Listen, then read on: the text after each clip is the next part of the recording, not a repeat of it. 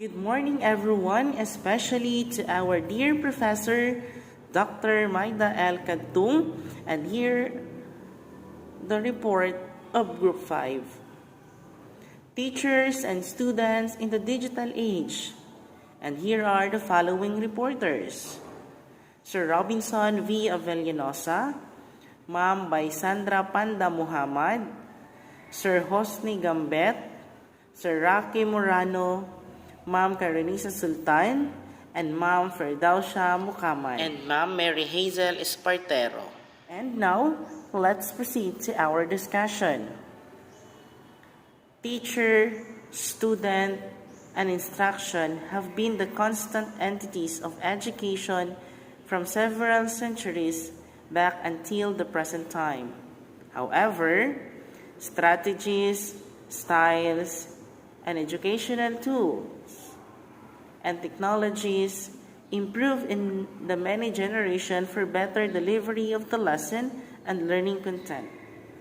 So in this digital age, we have so much strategies, styles, educational tools, and these tools are present way back centuries until now.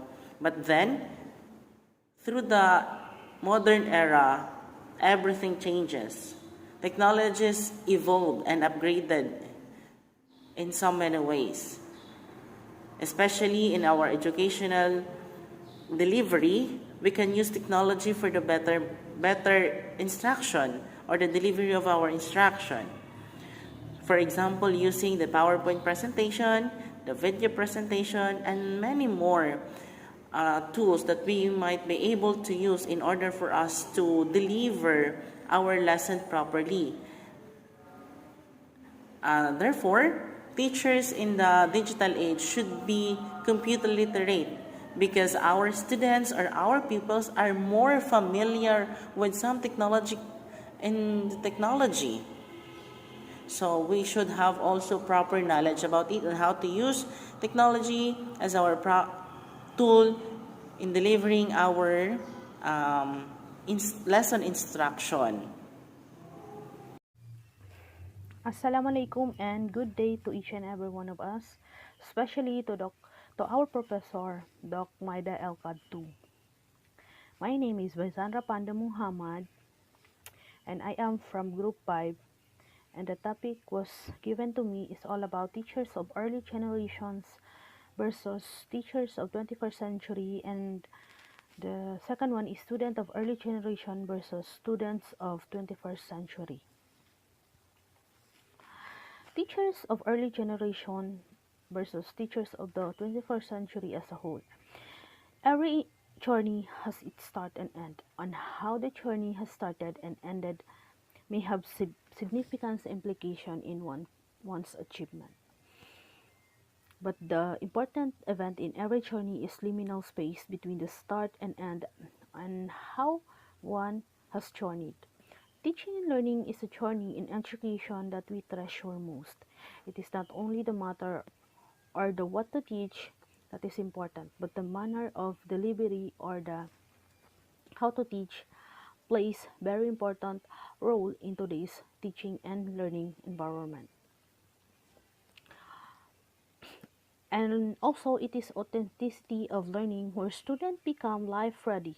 In early years, teachers were very regarded as instrument for information dissemination and communicators of knowledge in which the student obediently receive and believe. Teachers were always in authority over the students. This was during the period with teacher-centered approach was observed in the education system. The approach seems to weaken the aim of acquiring quality learning, for this makes the student passive learners. Teachers of yesteryears are disseminating the information through lectures, require students to memorize the content from textbook, make use of textbooks and workbooks, give assessment through written examination, focus on their responsibilities and relationship, followers of policies prescribed by the school, use lecture as a teaching method and deliver the same lesson every year. While the teachers of 21st century allow students to solve real-world problems, allow students to construct their own understanding of the subject matter, and make use of manipulative materials and give performance-based assessment, widen their responsibilities and their relationship with colleagues, community, and other stakeholders in acquiring clear and obtainable standard for knowledge. Participate in the decision making in school. Use variety of teaching methods approach in the students' learning. 21st century educators have the characteristic the adapter, the communicator, the learner, the visionary, the leader, the model, the collaborator, and the risk taker. Further, teachers in 21st century believe to more immerse in the use of technology would get away from being digital immigrant teacher. Teachers of 21st century do not merely transfer knowledge to the students. More than teaching the subject matter, they teach students how to learn to live life. The characteristic of 21st century teachers are number one is the learner. Teacher never cease in learning new knowledge. When teachers want their student to learn beyond the usual and learn to face the challenges of education, they themselves should be lifelong learners for them to be able to extend the knowledge and skills to their student. Futurist. The number two is futurist. Teachers are futurists not only on what they want their student to achieve. The number three is leader. Teachers are leader in their own way by leading their students to the proper and appropriate use of learning materials including technology. Number four, exemplar.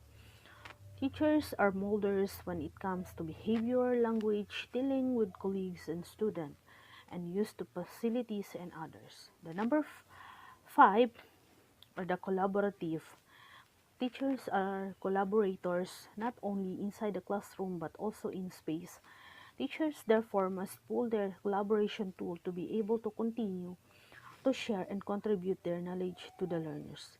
Number six, teachers are venture players in taking chance to play new knowledge, skill, practices, and technology, especially if this will level up the students' understanding and learning. The number seven are channel. Teachers serve as the channels in connecting the curriculum, software, hardware, and dynamic teaching in their interaction. And the last one are the communicator. This does not only refer to the having of a good language in communicating knowledge to the student, but being a teacher who can communicate with their students anytime. Students of the early generation versus the student in the first century. Students in earlier generation are indeed different in today's generation. Having technologies at their side make them advance in information where they do not need to have a long distance walk just to access information from the books in the library. Almost all information and tools that they need are already at the palm of their hands. They only need to access and use these technologies rightfully and appropriately. Before student depends so much from the teacher when it comes to learning. They listen passively to discussion. They only speak or answer when they are asked. They learn theories through memorization of the text and many others in which we can tell that is not entirely authentic. Thanks to technologies, especially to the period that it began to enter the field of education. Students of yesteryears are the receiver of the facts and information, learning in base of repetition, textbook users, passive recipient of information, competitive learners, factual and unilateral thinkers in active process of learning, dependent learners, single tasker and single sensory input provider. While the students of 21st century active creator of knowledge, interactive knowledge constructor, internet user to access a vast of information, actively engage in class activities, collaborative learners, reflective and critical and creative thinker, divergent thinker, dynamic process of learning, self-managing learners, multitasker, and multisensory input provider. Having technologies in the life of the youth makes them much more digicentric than the previous generation. Many believes that students today spend more time with their computers and other gadgets in watching and creating videos, listening to music, playing digital games, and accessing social media network to chat and read the in and outs in today's generation. With the existence of technology, they have get away with the being passive learners. The number one is learn to generate their own ideas and construct their own understanding of the lesson. Create works that are original, communicate clearly with other students and with the teacher, collaborate with one another to achieve higher standard of learning and innovate learning and their output. And that's for to my report. Thank you for listening. Again, my name is Baizandra Panda Muhammad. Thank you and God bless. A pleasant day to everyone. Allow me to express first my utmost courtesy to our professor, Dr. Maida El Kadtong. I am Hosni Igambet, and I am going to discuss to you the continuation of our group report, which is entitled Instructions in the Early Generations versus Instructions in the 21st Century. This time, before I proceed to our main topic, let us have a review first of the brief history of our country's education system. In the ancient Philippines, children were given the rudiments of education. Such education was both academic and vocation. The father trained his son to be a warrior, hunter, fisherman, miner, lumberman, and shipbuilders. The mother, on her part, trained her daughters in cooking, gardening, serving, and other household arts. It is said that in ancient Panay, there was a barangay school called Butuhan under the charge of the teacher, usually an old man. The subject taught to the children in this barangay school were reading, writing, arithmetic, use of weapons, and lubos. Hence, education during that time was geared toward their needs because of colonization by several foreign countries and several historical events. Our education underwent several changes, although we also retained some of the ancient teachings which are practical even during our time.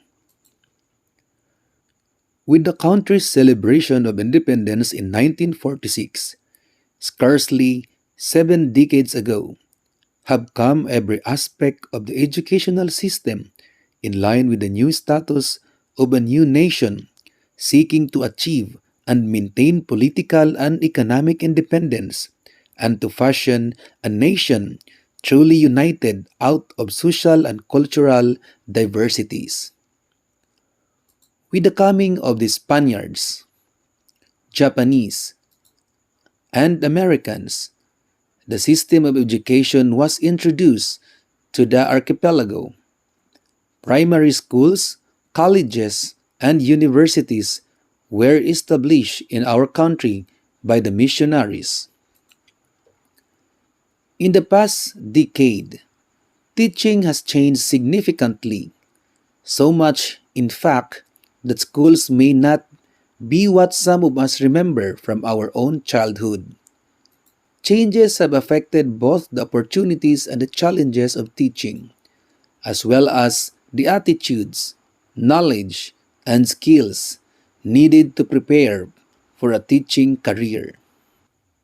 In the previous lessons, We have learned that in the early generations, teachers make use of lecture and traditional class discussion in teaching lessons.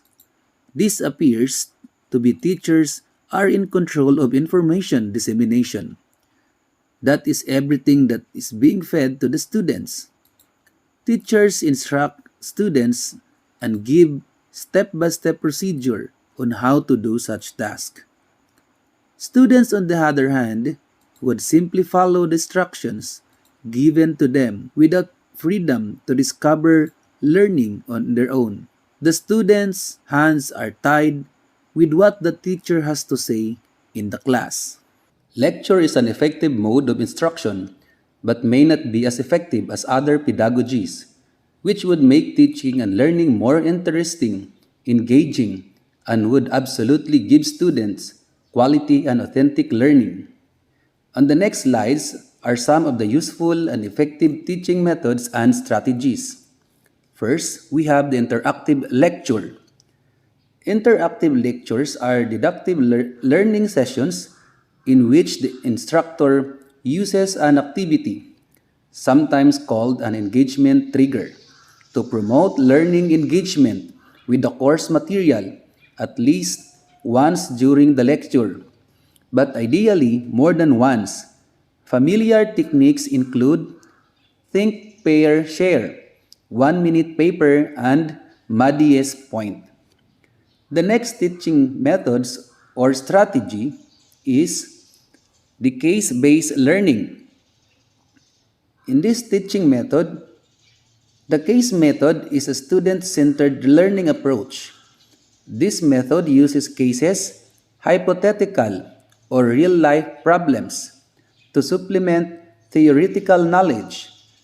In this learning strategy, students are given cases to solve, allowing for practical application of the concepts learned in class. The third one is problem-based learning. It is a student-centered approach to learning that involves groups of students working to solve a real-world problem, quite different from the direct teaching method of a teacher presenting facts and concepts about a specific subject to a classroom of students.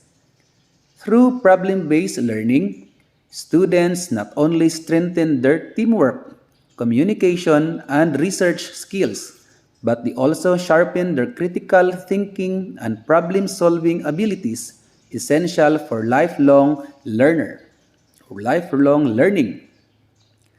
The fourth teaching methods is the injury-based learning.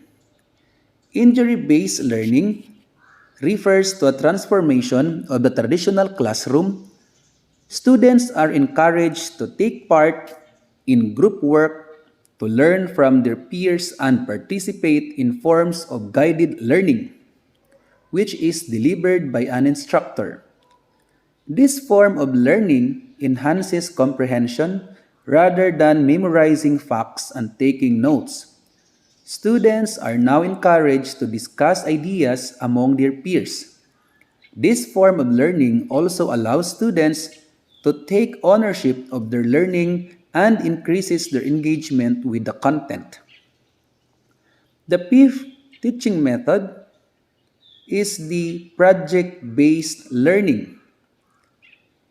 The project-based learning is a dynamic classroom approach in which students actively explore real-world problems and challenges and acquire a deeper knowledge. In one science-based project, students begin with a visit to a zoo, learning about animal habitats and forming opinions on which habitats best suit a selected animal. For this example, the project component included teams of students collaborating to develop a research-supported habitat plan that they would then present to professional and student zoologists. Next strategy is the simulation. Simulation places students in situations where they can put their classroom knowledge into practice. For example, in healthcare, simulation training has been part of curricula since the 18th century.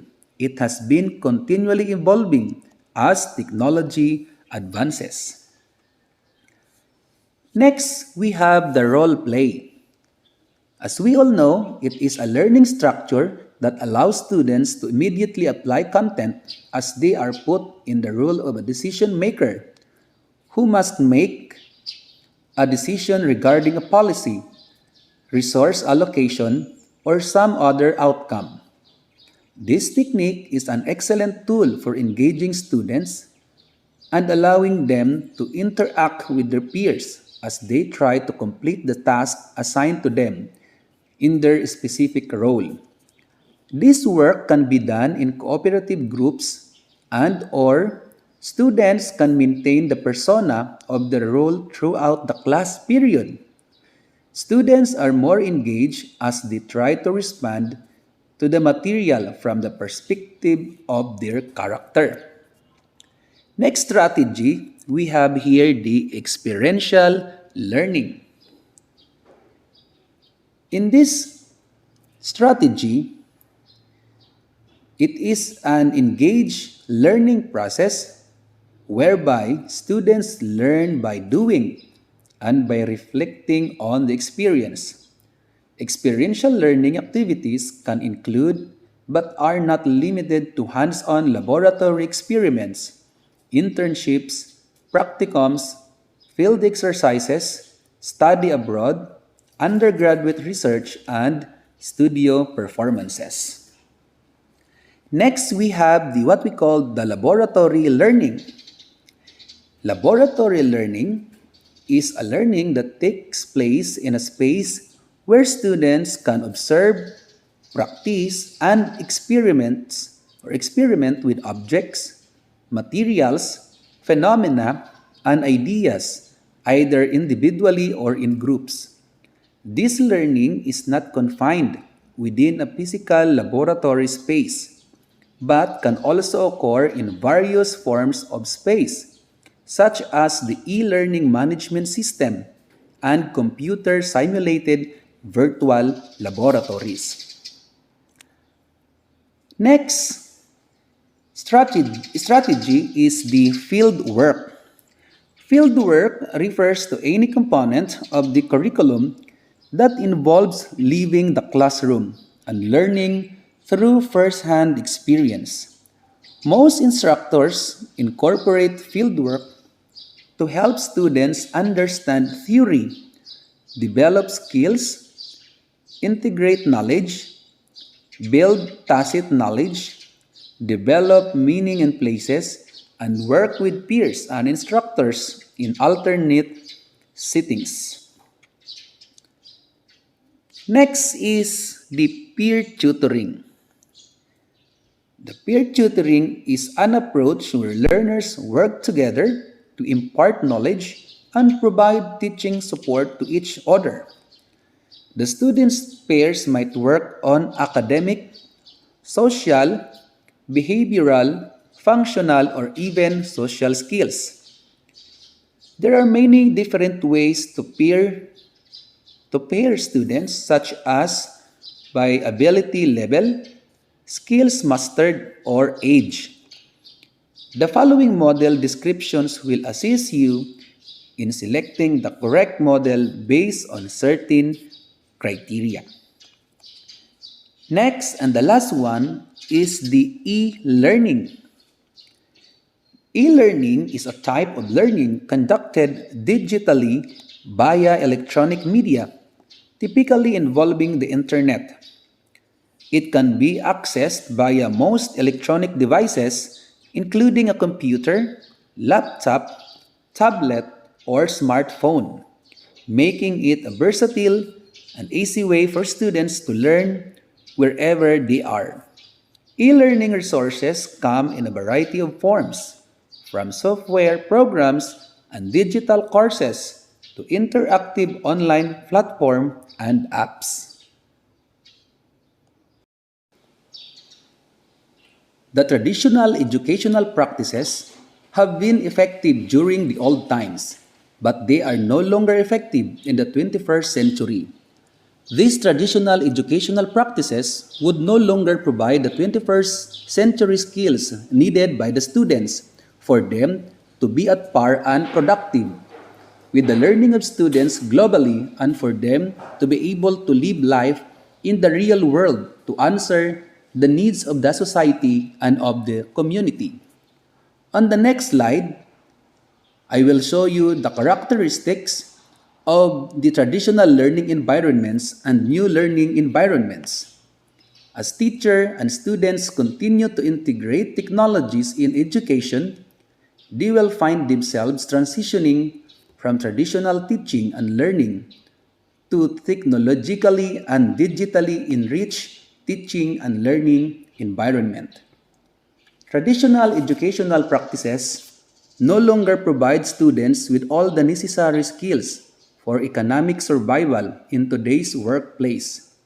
Students must apply strategies for solving problems and use appropriate tools for learning, collaborating, and communicating. Today's learning environments must incorporate strategies and tools that prepare students for their futures. To sum up, early generation instruction is where the teacher is the center of knowledge and in charge of learning. In such models, knowledge is transmitted from instructor to students. Students are usually passively receiving information. The emphasis is on acquisition of knowledge outside the context in which it will be used. The instructor's role is to primary information giver and primary evaluator. While in the 21st century instruction, it is a student-centered learning. To sum up, early generation instruction is where the teacher is the center of knowledge and in charge of learning. In such models, knowledge is transmitted from instructor to students. Students are usually passively receiving information. The emphasis is on acquisition of knowledge outside the context in which it will be used. The instructor's role is to primary information giver and primary evaluator. While in the 21st century, to sum up, early generation instructions is where the teacher is the center of knowledge and in charge of learning. In such models, knowledge is transmitted from instructor to students. Students are usually passively receiving information. The emphasis is on acquisition of knowledge outside the context in which it will be used. The instructor's role is to be primary information giver and primary evaluator. While in the 21st century instruction, it is a student-centered teaching and learning focuses on the needs, abilities, interests, and learning styles of the students and has many implications for the design of curriculum, course content, and interactivity of courses. The most effective learning environments meld traditional approaches and new approaches to facilitate learning of relevant content while addressing individual needs. We teachers know that the wise use of technology can enrich learning environments and enable students to achieve marketing skills. It is still critical that educators analyze the potential benefits of technology for learning and employ it appropriately. Well, that ends my topic. I do believe that you have gained additional knowledge from the topic that I have discussed. Once again, a pleasant day to all of you. Thank you so much for listening and watching. I am Hosni Igambet. Stay safe and healthy. Good day everyone, especially to our professor, Doc Maida Kadtong. I am Mary Hazel C. Espartero, your discussant. I will be discussing about the 21st century skills. Making education of quality does not focus alone on the cognitive aspect of learning. Incorporating the non-academic skills is likewise vital in the teaching-learning process. So, these skills are described as transversal skills. Transversal skills encompasses the 21st century skills, soft skills, generic skills, non-cognitive skills, values and attitudes, collaboration, self-discipline, resourcefulness, and respect for the environment. UNESCO's Asia Pacific Education Research Institutes Network, or ERI Net 2013. So according to ERI Net 2013, these are the competencies required for the learners, holistic development, and for learners to become capable of adapting to change. So in today's world, companies and industries are looking for employees who are not just cognitive achiever, but more so who are skillfully competent in making the economy stronger and better. So this will be achievable if schools and teachers will improve their education and teaching the 21st century skills. So according to the Partnership for 21st Century Skills organization, the following 21st century skills are relevant skills to the students' professional growth to be effective professionals, citizens, and leaders of the future. So there are three categories under the 21st century skills. First is the learning and innovation skills. So this includes the 4 C's. First is the communication. So communication is simply the act of transferring information from one place, person, or group to another. 21st century skills. It means talking to others, communicating effectively in a wide variety of forms and contexts for a wide range purposes, of using multiple media and technologies. So next is collaboration. Collaboration involves effectively working with others with respect to create, use, and share knowledge, solutions, and innovations. So it means getting pupils to work together, achieve compromises, and get the best possible results. From solving a problem, the key element of collaboration is willingness. All participants must be willing to compromise some part of their ideas and give way to others in order to get the best idea. Is the critical thinking and problem solving. It involves the application of higher order thinking skills, or HATS, and appropriate reasoning to effectively analyze the problem and make decisions about the most effective solutions to the problem. So it helps pupils to figure out stuff for themselves when the teacher is not around. Last is creativity and innovation. So creativity and innovation is using knowledge and understanding to create new ways of thinking in order to find solutions to new problems and create new products and services. So creativity is equally important as a means of adaptation. These skills empowers pupils to see concepts in a different light, which leads them to innovation. So it is thinking outside the box and deviating from the old ways. So second is life and career skills. So skills take a look at intangible elements of a pupil's everyday life. So this intangible focus on both personal and professional qualities. So second is life and career skills. So these include leadership and responsibility. Leadership and responsibility is someone's penchant for setting goals, walking a team through the steps required, and achieving those goals collaboratively. Next is productivity and accountability. Productivity and accountability is the ability to complete work in an appropriate amount of time.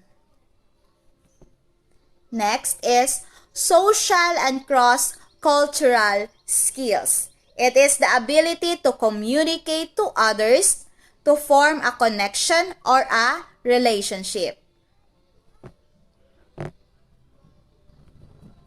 Next is initiative and self-direction. Often means working on projects outside of regular working hours. Last is flexibility and adaptability. Is the expression of someone's ability to adapt to changing circumstances. We have information, media, and technology skills. So, which include media literacy. Media, understanding the methods and outlets in which information is published. So, it is the practice of identifying publishing method outlets and sources while distinguishing between the ones that are credible and the ones that aren't. So, it is helpful for finding truth in a world that's saturated with information. Through these skills, pupils can identify which sources of information is reliable. Next is information literacy. So, information literacy is a foundation skills. It is the ability to find, evaluate, organize, use and understand the facts, figures, statistics, and data points that the pupils will encounter online. Teaches them how to separate fact from fiction and how to use reliable information properly to avoid being misled by chronic information. Last is Information and Communication Technology or ICT literacy. It's the ability to safely, responsible, creatively, and effectively use appropriate technology to communicate, assess, collect, manage, integrate, and evaluate information. Endeavor to predict future needs, problems, and innovatively create solutions. Apply technology and critical thinking to our real-world experiences. Develop the knowledge and skills to adapt to changing technologies and use technology to meet personal needs, interests, and learning styles. The Partnership for 21st Century Skills has suggested 6 key elements for fostering 21st century learning. First, emphasize core subjects. So, the focus of core subjects is beyond basic competency like reading, writing, and arithmetic. This is understanding the core academic content to a higher level like English, reading, world languages, arts, mathematics, economics, science, geography, history, government, and civics. Next is emphasize learning skills. So, learning skills are not limited to what is being learned in schools, but also learning persistently throughout their lives. So, most especially in learning information and communication skills. So, thinking and problem-solving skills and interpersonal and self-directional skills.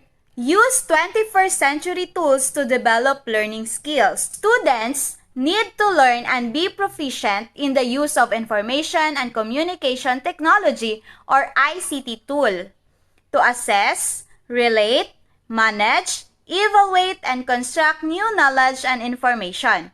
And likewise, with the 21st century tools, the learners should be able to communicate and participate not only in the classrooms, but more so in the community and society.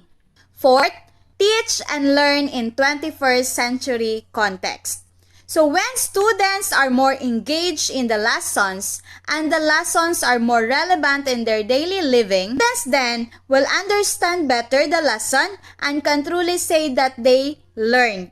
Fifth, teach and learn in 21st century context, including in the curriculum and teaching extensively the significant content areas like in global awareness, financial, economic, and business literacy, and civic literacy will help the students to be more competitive, not only locally but also globally. Number 6, use 21st century assessments that measures 21st century skills. So, improving and going beyond the standardized tests will give students quality learning. Teacher must give assessments that will measure students' creativity and skills that can be applied in a real-life situation.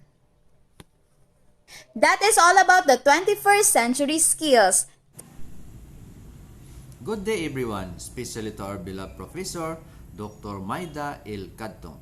I am Rocky J. Morano, your discussant for today. My topic is all about International Society for Technology in Education, or ISTE. So what is ISTE, or the International Society for Technology in Education? ISTE, it is a non-profit organization that promotes the use of technology to support and enhance teaching and learning. ISTE, it is committed to providing the ISTE standards, a framework for rethinking education and empowering learners, and comprise the ISTE standards for students, ISTE standards for educators, and the ISTE standards for education leaders. These three sets of standards together are a vision for transformation in schools and provide a roadmap for students, educators, and leaders worldwide to rethink education and empower learners. It is an international advocacy organization that seeks to transform teaching and learning through technology and adherence to the ISTE standards. So there are three standards: standard for administration, standard for teachers, and standard for students. Standard for administration: visionary leadership, digital age learning culture, excellence in professional practice, systematic improvement, and digital citizenship. Administration inspires and leads development and implementation of a shared vision for a comprehensive integration of technology to promote excellence and support transformation throughout the organization. They create, promote, and sustain a dynamic digital age learning culture that provides a rigorous, relevant, and engaging education for all students. Administrators promote an environment of professional learning and innovation that empowers educators to enhance student learning through the infusion of contemporary technologies and digital resources. Administrators provide digital age leadership and management to continuously improve the organization through the effective use of information and technology resources. Administrators model and facilitate understanding of social, ethical, and legal issues and responsibilities related to an evolving digital culture. Standard for teachers: facilitate and inspire student learning and creativity. Design and develop digital age learning experiences and assessments. Model digital age work and learning. Promote and model digital citizenship and responsibility. Engage in professional growth and leadership. Teachers use their knowledge of subject matter, teaching and learning, and technology to facilitate experiences that advance student learning, creativity, and innovation in both face-to-face and virtual environments. They design, develop, and evaluate authentic learning experiences and assessments, incorporating contemporary tools and resources to maximize content learning in context and to develop the knowledge, skills, and attitudes identified in the net.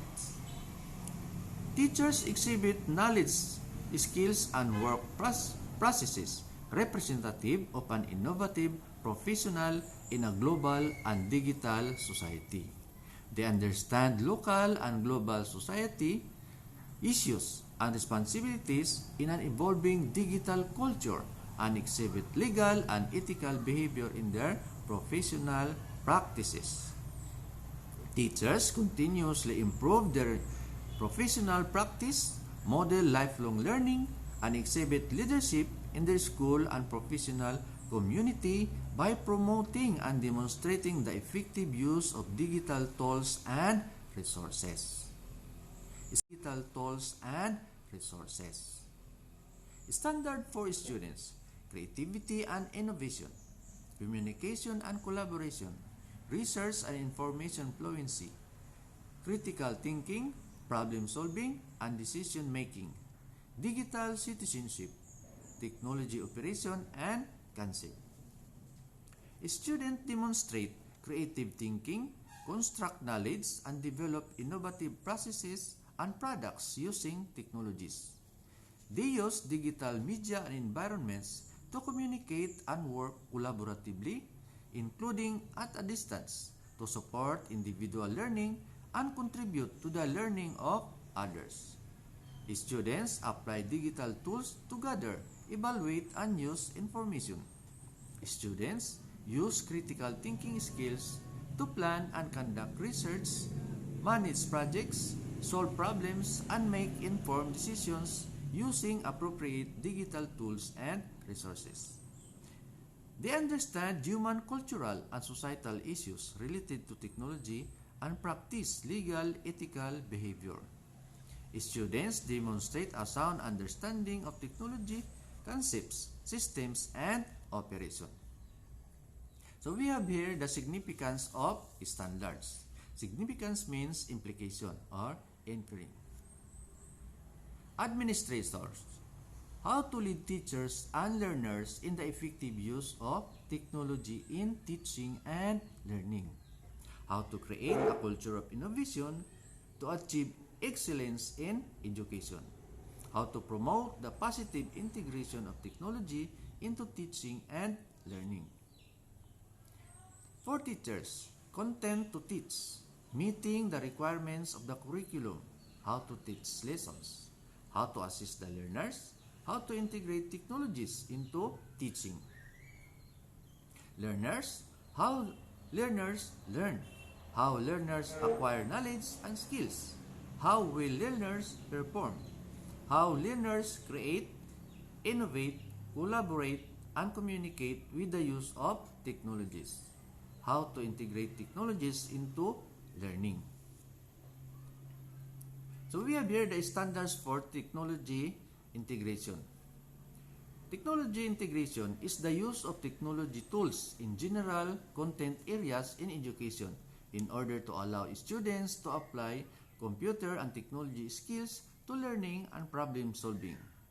Here, showing at the center is the teaching and learning. Around the circle is learners, teachers, and administration. Overall, they are technology standards. The set standards would produce no result if they are not demonstrated by the people involved in the implementation. The administrators, teachers, and learners must be compliant with the standards to achieve high-quality service, teaching, and learning. Moreover, being compliant or non-compliant is associated with consequences. This is the question of what will be done to those who have complied and failed to comply with the standards. Compliant means giving of incentives and positive remarks. Non-compliant, giving of remedial instructions and delays or limited opportunities. Technological Pedagogical Content Knowledge or TPAC. TPAC means Technological Knowledge TIKI. This describes teachers' knowledge of and ability to use various technologies, technological tools, and associated resources. It is the understanding of the best practices for teaching specific content to your specific students. So what is TICPAC? TICPAC is a framework that integrates technology in education to help encapsulate the complex interactions among content, pedagogy, and technology.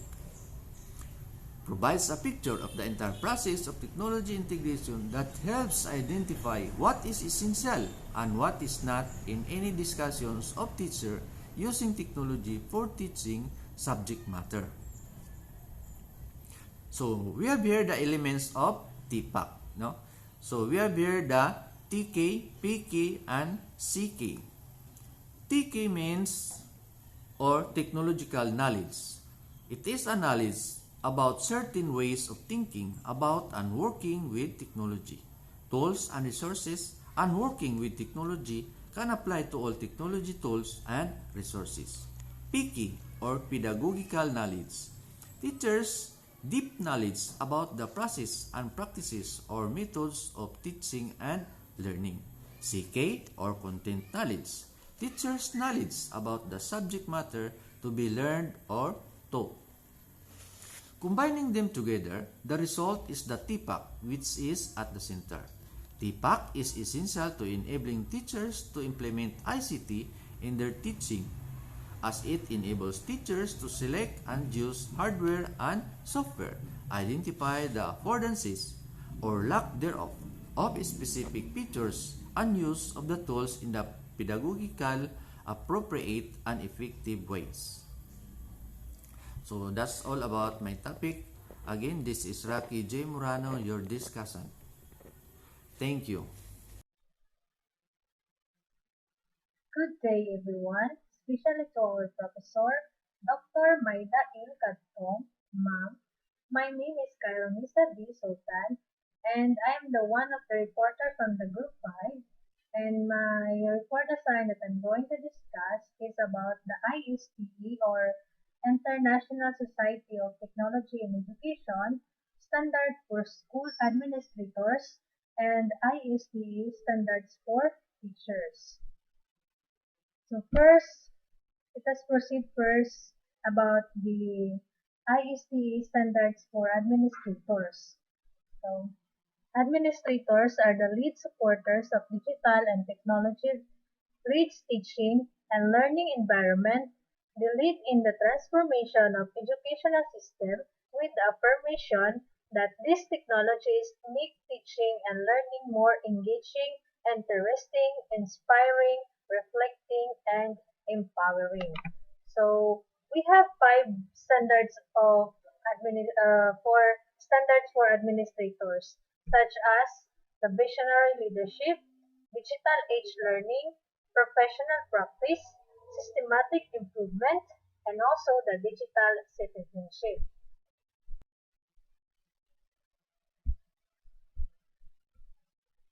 Visionary leadership. Educational administrators inspire and lead development and implementation of a shared vision for comprehensive integration of technology to promote excellence and support transformation throughout the organization. Being visionary leaders, they inspire and engage stakeholders in the development, communication, and implementation of educational transformation with the use of digital and technological resources which are aligned with the shared vision. Next is digital age learning. Educational administrators create, promote, and sustain a dynamic digital age learning culture that provides a rigorous, relevant, and engaging education for all students. Educational administrators lead in creating, promoting, and upholding digital age educational environment culture. They ensure the effective use of digital tools and technological resources in meeting the diverse needs in learners and help them to be more innovative, creative, and efficient in learning. Next is the professional practice.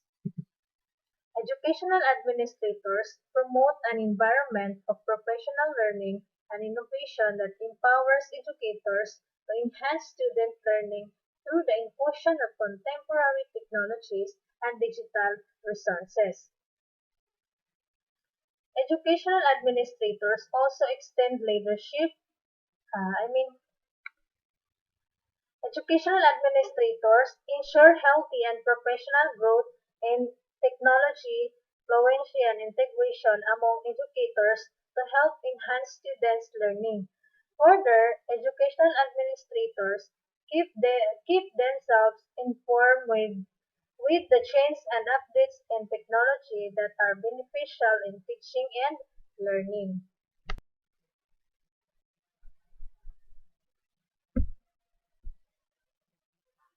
Systematic improvement.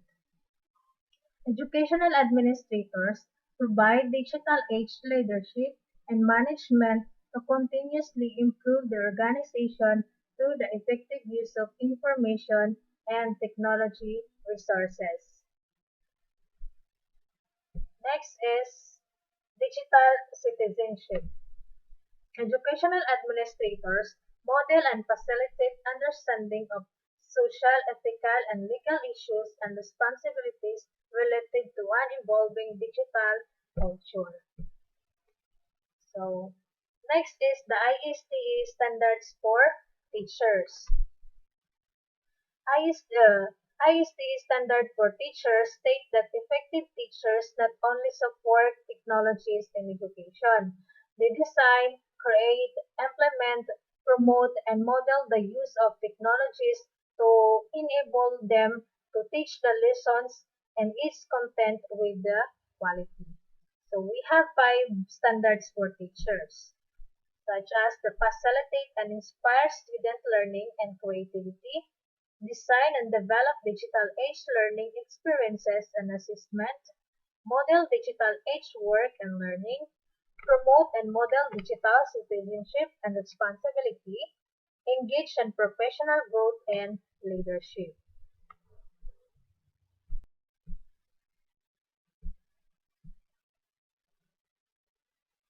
First is to facilitate and inspire student learning and creativity.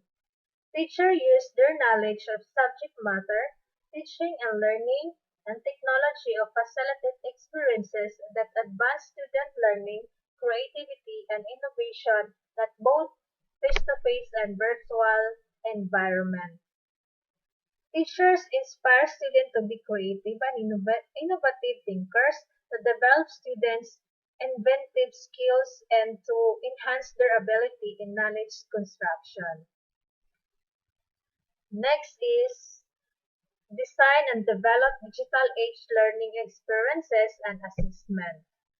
Teacher design, develop, and evaluate authentic learning experiences and assessment incorporating contemporary tools and resources to maximize content learning in context and to develop the knowledge, skills, and attitude identified in the standards. Next is the model digital age work and learning. Teacher exhibit knowledge, skills, and work processes representative of an innovative professional and a global and digital society. Next is the promote and model digital citizenship.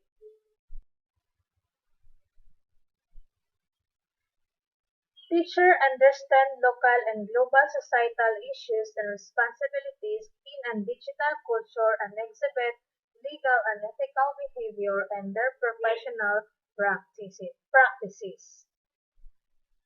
Teachers promote and model the appropriate and responsible use of technologies which are parallel with the legal and ethical use of digital and technological information tools and systems. Next is engage in professional growth and leadership. Teacher continues to improve their professional practice, model lifelong learning, and exhibit leadership in their school and professional community by promoting and demonstrating the effective use of digital tools and resources. So, teachers endlessly enhance and improve their knowledge and skills by participating in seminars, trainings, and workshops on the effective use of digital and technological information, tools, and resources to enable them to contribute to the services that the school and community need. So thank you. That's all my report. Good day everyone and good day Doc Maida Kadtong.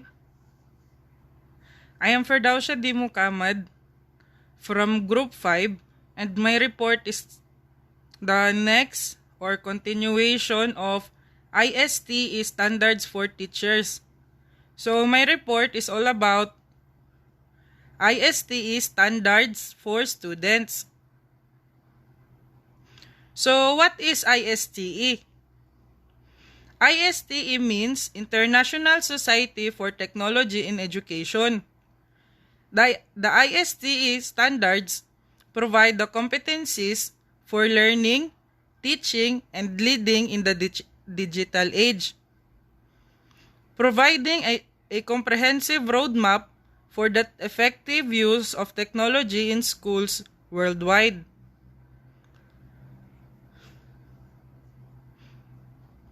Learning, teaching, and leading in the digital age, the family of ISTE standards work together to help all educators drive transformation. So, in the ISTE, the family is involved in the child's education. Next is provide clear guidelines for the skills, knowledge, and approaches needed to succeed in the digital age. And last is ISTE standards include standards for students, teachers, administrators, coaches, and computer science educators. Evolving as school environments change, ISTE standards for students way back 1998, the standards were computer lab, computer teacher, teacher directed, how to use technology. In 2017, the standards were laptop carts, innovative teachers, student-centered, using technology to learn. And in 2016, all teachers, learner-driven, amplifying learning with technology. So this was their last update, and as we know, during COVID-19 from the early of 2020 up to now 2022, we are using blended learning such as modular and online classes. This may be updated for now, but for the meantime, 2016 was the last standard. Refresh process. The year-long process was research-based, next is expert-reviewed, and last is crowdsourced. We have over 2,800 estimated participants from educators, students, teachers from around the globe. The 2016 ISTE standard for students reflect current shift in the field and are meant to prepare students for the future. The first is empowered learner. So, empowered learner, students leverage technology to take an active role in choosing, achieving, and demonstrating competency in their learning goals informed by learning sciences.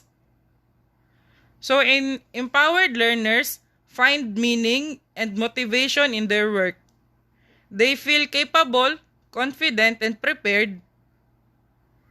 The Ohio Teacher Evaluation System, OTES, requires lesson to be student-led with the teacher in the role of facilitator.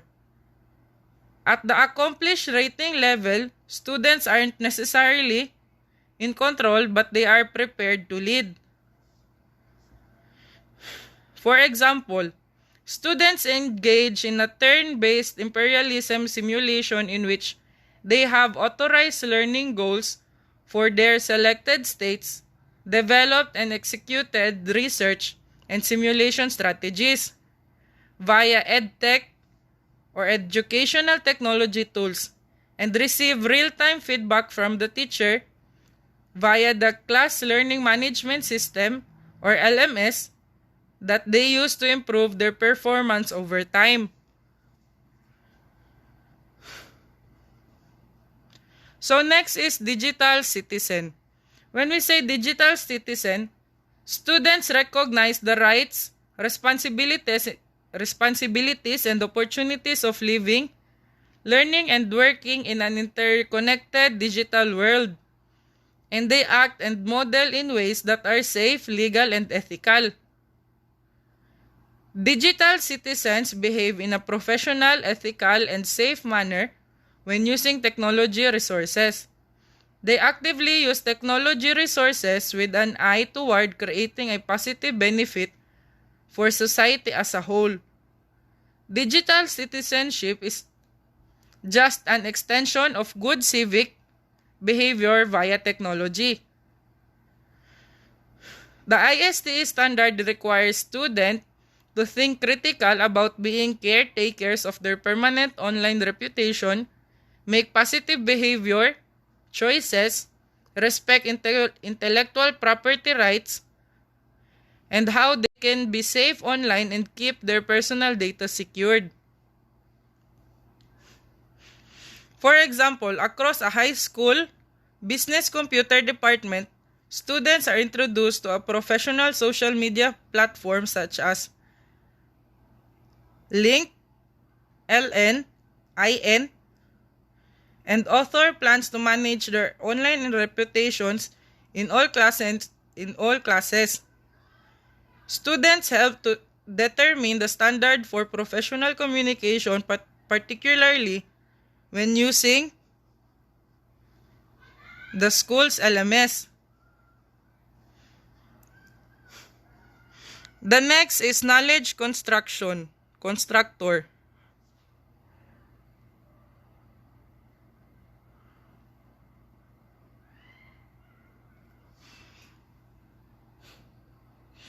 Students critically curate a variety of resources using digital tools to construct knowledge, produce creative artifacts, and make meaningful learning experience for themselves and others.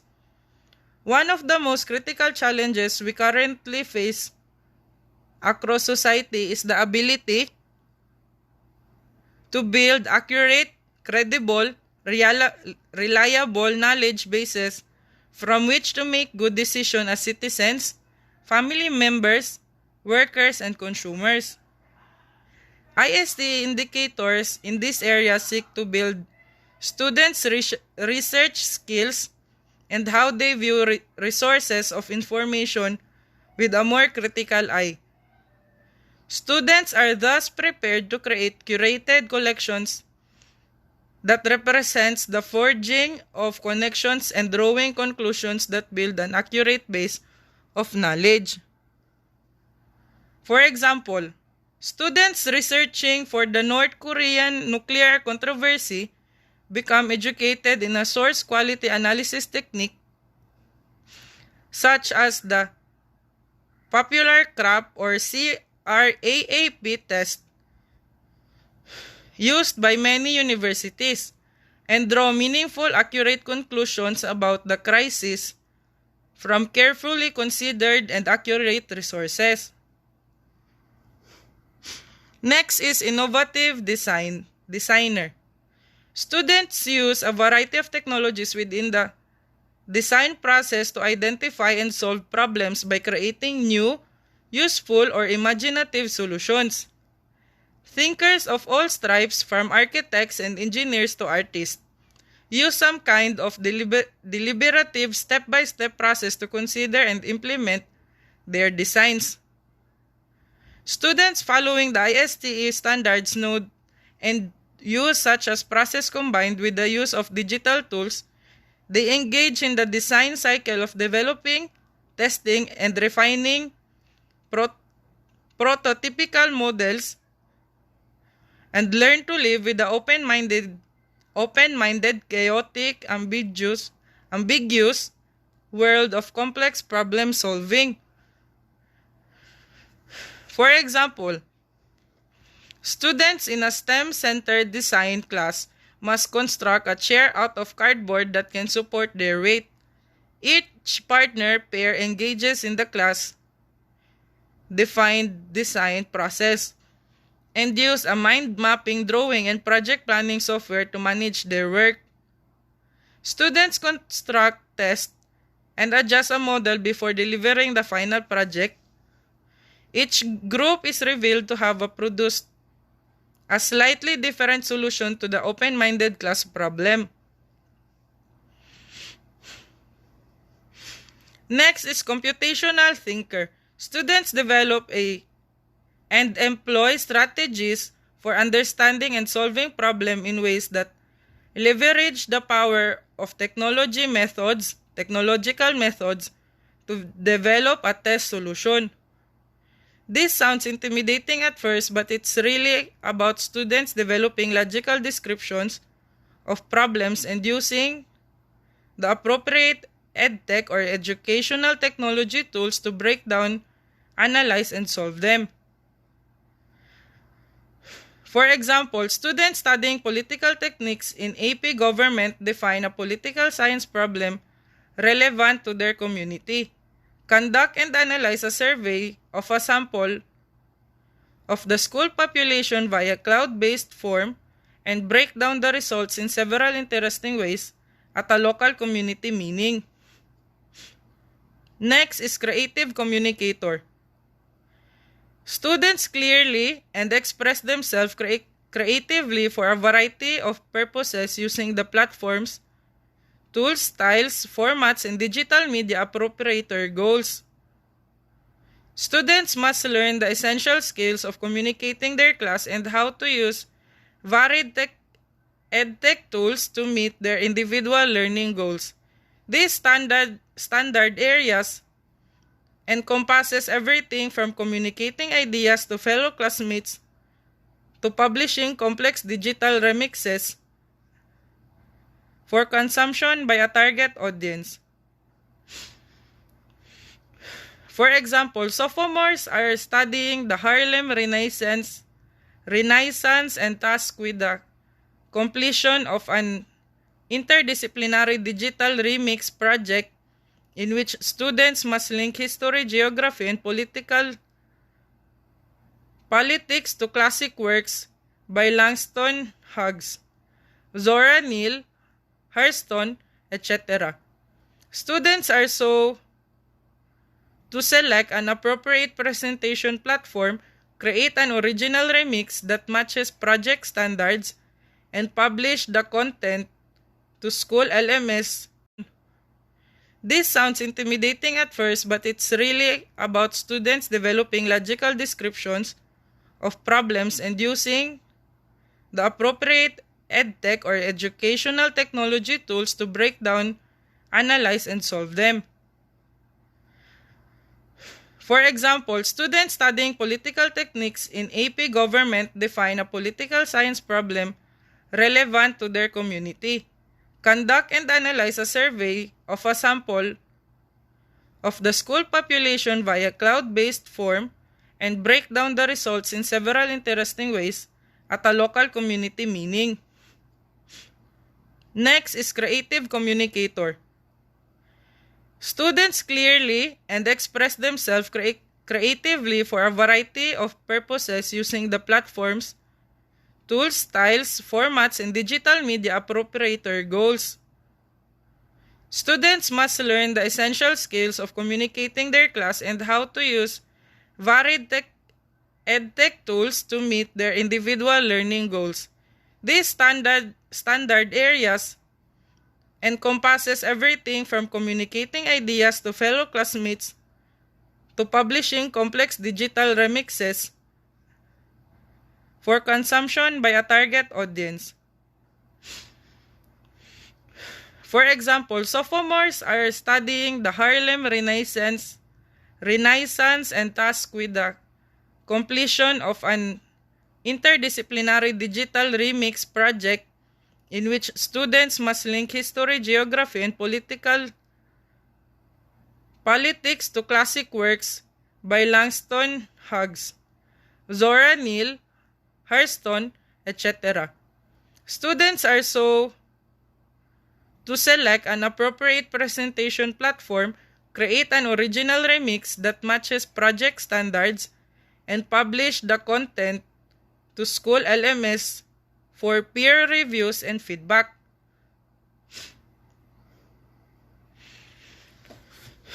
Last is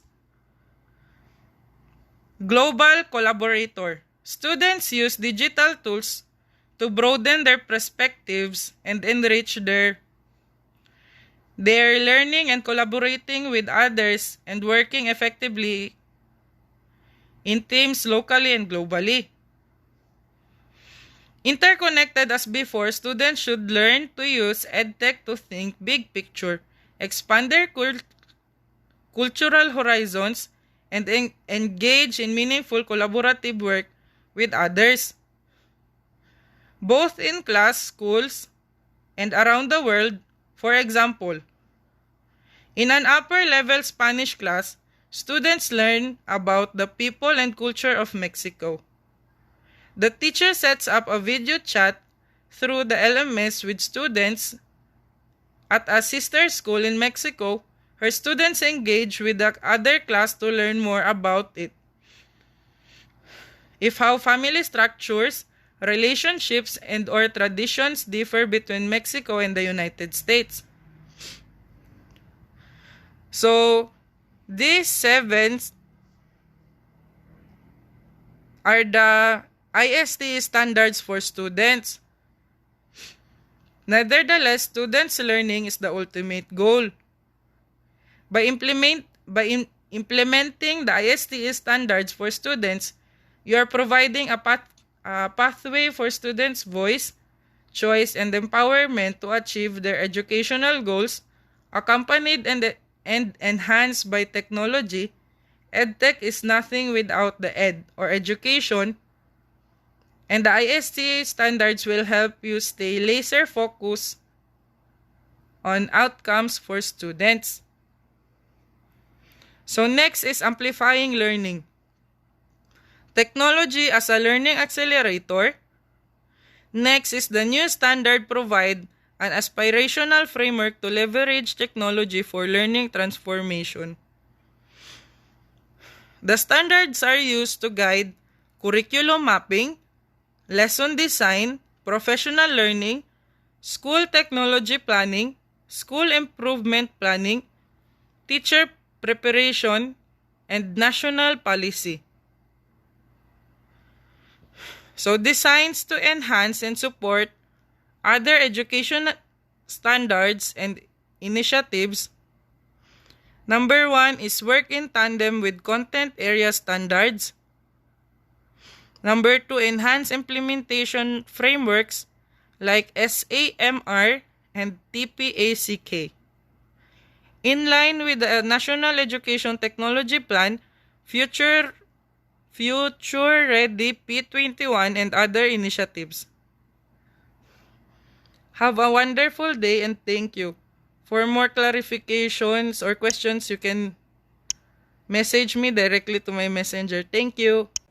So now let's proceed to the significance of standards. Standards are criteria that define what is expected from the administrators, teachers, and learners. So when we say standard, it is our criteria to define of what is expected from administrators, teachers, and learners, because every people has its own criterion of their expectancy to the certain people. Administrators, how to lead teachers and learners in the effective use of technology in teaching and learning.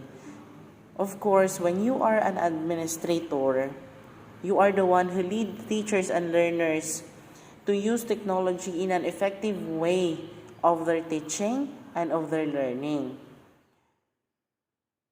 And how to create a culture of innovation to achieve excellence in education. Of course, and the administrator should know what is the new technology that being used to achieve the excellence of our education, and how to promote positive integration of technology into teaching and learning. Of course, always remember that this technology has a negative effect, but then we encourage teachers to use the positive integration of technology in teaching and learning process. This means that a teacher should know how to use technology properly as the tool of instruction. Teachers, content to teach. Of course, content is very vital. When you are a teacher, you should know the content, or what is the content that you are going to teach to the learners in order to meet some requirements of the curriculum. For example, in today's curriculum, the K-12 curriculum, you must be 21st learner century skilled. 21st century teachers skilled ka din. And how to assess the learners. Of course, as a teacher, you should know how to assess your learners properly and how to integrate technologies into teaching. Ito na yung sinasabi na dapat yung mga guro natin ay marunong gumamit ng technology sa simpleng paraan na kung saan ma-integrate niya sa kanyang klase na para hindi naman maging dull yung ating klase. And of course, the presentation, you should know how to use it, not to be the cost of distraction. Learners, how learners learn. How learners acquire knowledge and skills. Of course, you should teach our learners properly to acquire the proper knowledge and skills. And how will learners perform? And how learners to become creative, innovative, and collaborative, and also how to become a good communicator with the use of technology. Kasi yung mga learners natin are very curious and willing to discover something new by using the technology, and how to integrate technologies in learning.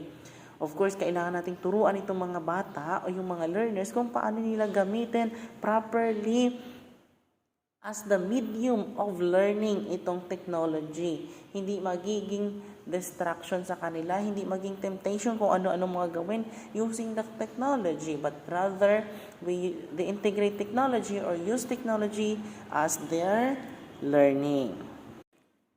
And the set of standards would be futile if these are not demonstrated by the people involved in the implementation. The administrators, teachers, and learners must be compliant with the standards to achieve high-quality service, teaching, and learning. Moreover, being compliant or non-compliant is associated with consequences. This is the question of what will be done to those who have complied and failed to comply with the standards. Giving the incentives and positive remarks, and giving of remedial instructions and delays or limited operations. So these standards would be very significant for every one of us stakeholders to know properly what is being expected from us.